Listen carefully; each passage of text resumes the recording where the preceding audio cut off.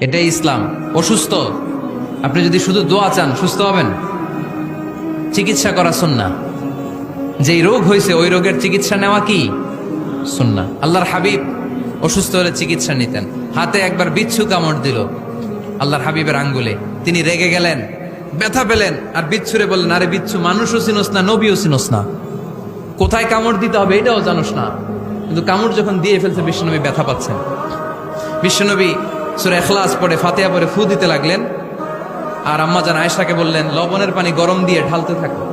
আম্মাজান আয়েশা লবণের পানি আনলেন। লবণের গরম পানির ভেতরে সোডিয়াম ক্লোরাইড আছে, ন্যাচারাল পেইন কিলার, ব্যথা নাশ করে। আম্মাজান আয়েশা গড়গড় করে লবণের পানি ঢালতে লাগলেন। আল্লাহর হাবিব কোরআন পরে ফু দিতে লাগলেন। পানি ঢালা শেষ, গড়গড় করে লবণের পানি ঢালা শেষ, বিশ্বনবীর দোয়া পড়া শেষ, এর মধ্যে আঙ্গুলের ব্যথাও শেষ। কারণ দুইটার সমন্বয় হয়েছে, দোয়াও আছে, দাওয়াও